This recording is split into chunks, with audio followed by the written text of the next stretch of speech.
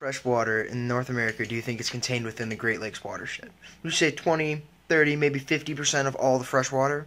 Well, you'd be wrong. It's 84% of America's fresh water, and that's North America's fresh water, is contained within the Great Lakes water system. Now, it's a real gift to Michigan, and we don't have to experience any droughts like California or any of the areas out west do. Now, it's up to us, though, to protect that gift. It really is an important thing, and we got to protect it from things like invasive species. Now, today I'm going to be talking to you about different things that boaters should be aware of, about the Michigan laws, how species get introduced from lake to lake, and how to actually properly clean your boat.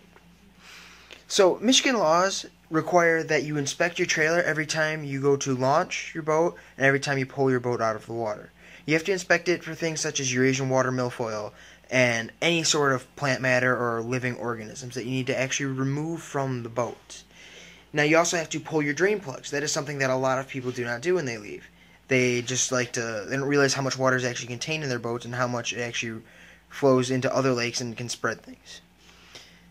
So, boaters, like fishermen, recreational boaters such as tubers, jet skiers, they travel all around and they go from lake to lake to lake. And that's how we get all these things such as zebra mussels become such an issue. They go from, say, out in Lake Huron and then into Houghton Lake. Well, now you've got these larval forms of the zebra mussels, they're called veligers, that will attach themselves to the boat and live for up to 5 days out of water. Well, now once they get reintroduced to water, they can start to breed and cause huge problems. Now, commercial boats are probably the biggest reason they're here. Commercial boats are usually what brings it all over the world, such as zebra mussels come from the Mediterranean, and Eurasian water milfoil and starry stonewort come from other parts of Europe and Asia, and they come from all over and just wreak havoc on the native plants. So there's only a couple effective ways to actually clean your boat so that you don't really need to prepare or you don't have to worry about what's going on. So all you need, you can use bleach, you can use power sprayer, you can use your garden hose. Any little bit will help. The most effective way is to make a 5% bleach solution, which you can just do a half cup of water to about half cup of bleach, to 5 gallons of water. And then you can use that all outside of your boat. Just pour it in live wells, things like that. Just drain it right through. It won't harm any fish you have in there later as long as you rinse it out well.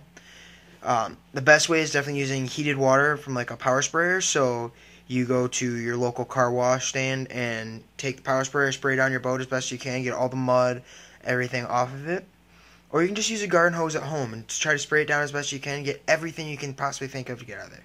But make sure you check and make sure that everything has been cleared. Because if you don't, it really does cause some issues and really can spread these things. So now there's the clean, drain, dry method, which is the best method, is to take any of those cleaning methods that I talked about and let your boat sit for about 5 days afterwards. That's the best way to prevent the spread, because even if you might miss something, then the 5 days should kill anything.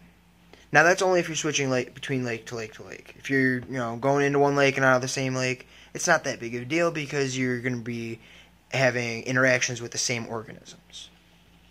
So with Michigan waterways under fire from invasive species, we need to take all the precautionary steps we can. You need to be washing your boats. You need to be knowledgeable about what's coming, what's around the states, such as hydrilla and things that aren't here.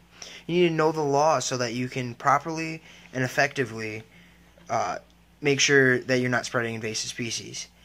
And we're in a stage of recovery right now from all the invasives we have right now. And it's really only up to us to make sure that Michigan may maintain a pure Michigan.